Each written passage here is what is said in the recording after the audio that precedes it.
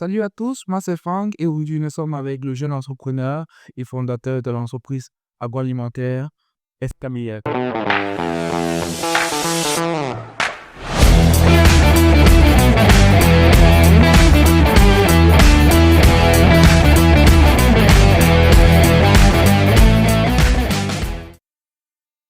Salut à tous, moi c'est Franck et aujourd'hui nous sommes avec le jeune entrepreneur et fondateur de l'entreprise agroalimentaire FKBL. Salut Santicia. Salut, c'est Franck. C'est avec un réel plaisir que nous avons ce plateau. C'est un plaisir pour moi aussi. Faisons un bref historique de la marque FKBL. Alors déjà, il faut comprendre que la marque FKBN signifie Fougak Betlenda. Donc en français, il faut que nous réussissions.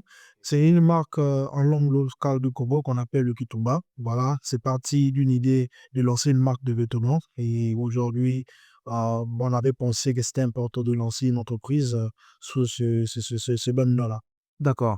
Et aujourd'hui, l'agroalimentaire au Congo, votre entreprise, comment est-ce qu'elle réussit à se distinguer face aux nombreux compétiteurs dans le secteur de l'agroalimentaire?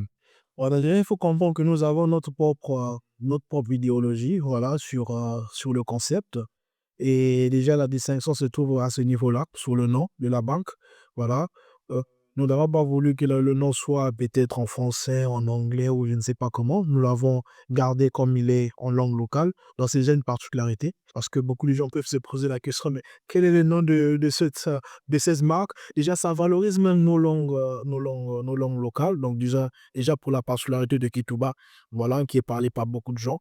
C'est déjà ça la distinction. Et aussi au niveau du branding. Donc, quand vous voyez nos produits, ça vous ramène carrément euh, à ce que représente notre marque. Il faut que nous réussissions, donc nous mettons carrément de l'excellence dans la marque.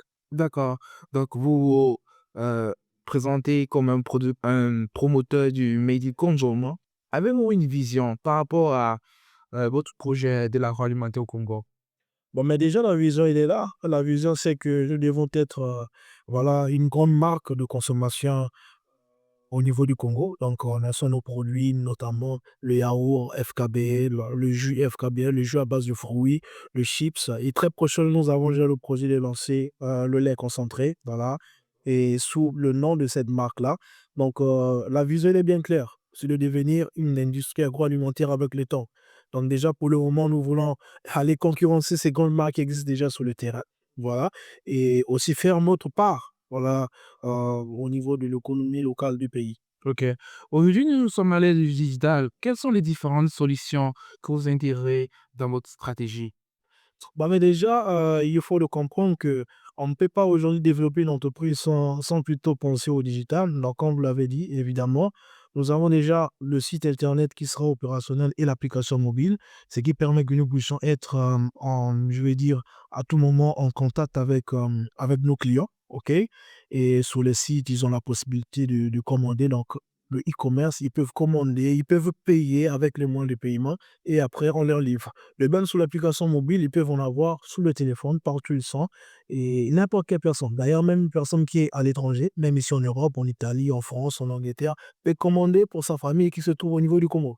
Donc, vous voyez déjà cet avantage-là. C'est une façon d'élargir déjà le public ou la consommation, voilà, de nos produits. Et donc, la personne peut commander et recevoir à délivrer le produit au niveau, voilà, je vais dire, son membre de famille à qui il a commandé. Donc déjà, ces solutions-là s'apparentent comme étant une distinction avec des marques qui existent déjà au niveau du commun. Mais nous, on ne parle que, voilà, on vient concurrencer à ces niveaux-là. Non, on vient apporter des solutions digitales pour essayer un peu d'être plus proche des jeunes surtout et de la population, des consommateurs. Et c'est pour ça que nous avons voulu, voilà, dès tout de suite développer l'application mobile, mais nous avons aussi d'autres projets, toujours dans le cadre digital qu'on veut lancer. Ok, là, vous allons parler d'accessibilité à vos produits. Y a-t-il quels sont les points de distribution de vos produits aujourd'hui au Congo? Très bien, une très bonne question, monsieur Franck. Déjà, il faut comprendre que nos produits sont vendus dans des boutiques alimentaires au niveau de Brazzaville. D'accord? Donc, souvent, chez nous, ce sont les West Africains qui dominent, donc les Sénégalais, le Malien, et ce sont nos clients. Donc, on va dire, ce sont nos clients finaux. Nous, on vend auprès d'eux et eux, ils revendent au niveau de la population. Et donc, Nous avons aussi d'autres points que nous voulons développer, que nous avons même commencé, notamment des hôtels, des pâtisseries, voilà, qui font déjà confiance à nos produits, parce que c'est le Made in Congo, 100% local, comme le nom de la marque le dit. Fogarbe de Linda, donc tout de suite, on veut essayer de goûter, mais il y a au FKB, le nom il est lent, mais voilà, il y a l'énergie qui est là, il y a la motivation, et vous comprenez tout de suite que voilà, nous voulons juste diversifier la vente de nos produits. Non pas seulement avec des boutiques, des pâtisseries, des hôtels, des clients particuliers. Voilà. OK, donc ici nous avons un promoteur du Made in Congo. Quelle est votre contribution réelle en ce qui concerne la promotion du Made in Congo? Déjà, il faut savoir qu'il y a beaucoup de gens aujourd'hui qui se lancent dans le mining Congo. C'est un secteur qui est en pleine croissance au niveau de Brazzaville. C'est déjà très bien, nous le savions, bien que nous aussi, nous venons un peu, voilà, de se lancer dans ce domaine-là. Mais notre contribution, c'est déjà au niveau local. Nous avons besoin d'une transformation inclusive, donc la transformation locale, c'est nos propres produits. Déjà, avec les chips que nous produisons, ça base des bananes, bananes plantains. Des bananes là sont achetées au niveau du Congo. Et nous les transformons sur place. De même, quand nous avons lancé le lait concentré, le lait est extrait au niveau du Congo. Donc, du coup, on va travailler avec les éleveurs, voilà, des vaches, après lesquelles nous allons nous ressourcer avec notre matière première. Bon, bien qu'on peut aussi prendre au niveau de l'étranger, comme par exemple le lait que nous faisons le yaourt, parce qu'au niveau du Congo, nous n'avons pas encore des industries qui, voilà, transforment ce lait-là en grande masse, donc ça vient de l'étranger, mais au moins nous contribuons. Au fait, c'est l'économie, c'est une plaque tournante. Voilà, donc nous contribuons à l'inclusion économique du pays.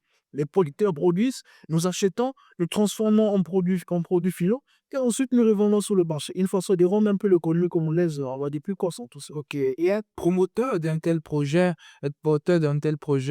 doit bien évidemment avoir des réels défis. Et quels sont les grands défis que vous rencontrez au Bafaki dans la promotion du Made in Congo et dans la promotion de l'agroalimentaire dans notre pays? Voilà, déjà, les défis que nous rencontrons, il y en a beaucoup. Mais il faut savoir que chaque projet a toujours un défi, a toujours une difficulté. Mais nous avons essayé un peu de mettre des mécanismes possibles pour essayer un peu de relever ces défis-là, notamment au niveau de la distribution. Il faut que nous puissions avoir des moyens au long qui nous permettront d'amener nos produits vers l'entreprise, pardon, vers nos clients, voilà, nos consommateurs. Et déjà, la ville de Brazzaville, là où l'entreprise se trouve, elle est grande déjà aujourd'hui avec 9 arrondissements. Il faut penser à desservir la majorité des quartiers, ce n'est pas facile. D'où souvent on reçoit des questions, les gens qui disent: «Mais où est-ce que je peux trouver le produit?» D'autres qui disent: «Mais depuis que vous faites les publicités, je n'ai jamais vu le produit». Ils n'ont que raison parce que il y a beaucoup déjà de points qu'il faut desservir avec les moyens vraiment aussi, on va dire, des personnes qui doivent faire la livraison. Ce n'est toujours pas facile, ce sont les défis. Mais nous sommes en train de travailler pour essayer un peu, voilà, de rendre le produit plus accessible, notamment dans les centres commerciaux, dans les points, les plus accessibles par les consommateurs. Mais aussi nous allons travailler pour essayer un peu de rendre le produit accessible presque dans beaucoup de points à Brazzaville, et même l'année prochaine, peut-être, nous avons le projet de se lancer au niveau de Port-du-Nord, la capitale économique, avec la filiale de l'entreprise. OK. Et pour relever ces défis, vous avez sans doute des partenaires, des promoteurs, des personnes qui vous accompagnent dans euh, dans votre campagne, dans votre euh, idée du Made in Congo. Quels sont ces différents, avez-vous des différents partenaires à énumérer ici? Bon, mais déjà, dire que des partenaires, ben écoutez, dès le début, on n'a pas eu de gens qui nous ont accompagnés. L'entreprise est lancée sous fonds propres, voilà, sous nos propres fonds. Et on a juste voulu se lancer un peu pour voir ce que ça va donner. Et tout de suite, avec l'enthousiasme, avec la résilience, on arrive à attirer un peu l'attention des gens qui pensent que voilà, c'est très opportun de nous accompagner. Notamment déjà actuellement, nous travaillons avec une entreprise qui assure un peu la livraison de nos produits vers des boutiques. Comme on a dit, notre grand challenge, c'est au niveau de la distribution. Et c'est un peu de rendre le produit plus accessible dans différents quartiers, dans différents coins. Et le partenaire déjà commence à travailler avec nous. Et aussi, il y a pas mal de gens qui essaient de nous approcher pour essayer un peu de parler, s'ils peuvent être des revendeurs, des distributeurs. Effectivement, c'est ça qu'on a besoin. On a besoin des gens qui vont assurer la distribution de nos produits pour que nous soyons plus efficaces au niveau de la production. Et même des investisseurs d'ailleurs C'est une entreprise. La visée est très grande. C'est de devenir une usine de transformation agroalimentaire. Donc, avec une chaîne de produits. Non pas seulement le yaourt, le chips, de lait, mais peut-être beaucoup de choses encore. Mais pour ça, on n'a pas juste besoin d'une seule personne, de deux personnes. On a besoin de gens volontiers pour investir et afin que ce projet puisse aller encore plus loin. Parce que l'idée, c'est que ça puisse devenir international. D'accord. Et j'aimerais rappeler ici que Saint-Tissier est résident en Italie et bon, il y a plein de jeunes qui encore sont très sceptiques par rapport à l'investissement en Afrique. Que pour vous aider à tous ces jeunes-là qui pensent investir en Afrique? Bon, mais déjà, comme vous l'avez dit, je suis en Italie. Donc, c'est déjà un grand challenge. Être loin et de son projet, voilà, mais quoi, quand même que ça va aller. Je me dis que c'est déjà être fou. Voilà, j'ai été fou quand même. Et je suis toujours fou. On a la fin de dire que, voilà, il faut que ça puisse réussir. Comme le nom de la marque dit, faut là, il faut que ça puisse réussir. Oui, Mars succeed, tu vois un peu, et que je me dis. Donc, du coup, ce que moi, je peux dire aux gens qui aspirent ou qui sont même déjà dans ça, mais qui sont souvent un peu réticents, on sait qu'il y a beaucoup de défis. Le premier défi, c'est au niveau géographique. L'entreprise où l'idée se trouve loin, nous, ici, nous sommes que des immigrés. Donc, du coup, il faut trouver des gens qui nous faut faire confiance pour essayer un peu de gérer le projet. Et ça, ce n'est pas facile parce que souvent, les gens, c'est toujours l'argent qui met en premier. Quand tu lui dis, bah, écoute, fais un projet, tout de suite, tu veux recevoir l'argent. Mais nous, on s'est dit que, moi, écoute, on peut quand même se lancer avec des gens qui nous font confiance. Et on essaie de travailler. Moi, je dirais, c'est de se lancer. D'essayer de dépasser les limites. Parce qu'on ne peut pas parler d'échec si seulement si on n'a pas fait. D'accord. Le moment qu'on va faire, à ce moment-là, on parlera d'échec. Donc, il faut se lancer, enlever un peu la peur, avoir des stratégies surtout. Aujourd'hui, avec l'heure du numérique, on va dire que c'est plus facile encore pour gérer l'entreprise. Tous les jours, vous pouvez être en contact et tout. Donc, il n'y a que l'espace géographique qui vous sépare. Mais sinon, sur le travail, vous avez tous les outils qui vous permettent d'être en contact et savoir déléguer les gens qui seront sur place pour gérer un peu. Et ça marche. Et d'accord, merci, monsieur Saint-Tissier. Donc, cela a été un réel plaisir de vous avoir et nous souhaitons le meilleur pour la suite. C'est un moment plaisir, c'est un réel plaisir pour moi de pouvoir essayer un peu d'expliquer c'est quoi la vision derrière l'entreprise agroalimentaire Fravet Linda. Voilà, comme on essaie un peu de détailler, l'entreprise est là, nous travaillons, il y a beaucoup de défis, mais petit à petit, je pense que nous allons essayer un peu de bouger un peu les choses au niveau du marché. D'accord, d'accord, d'accord, merci.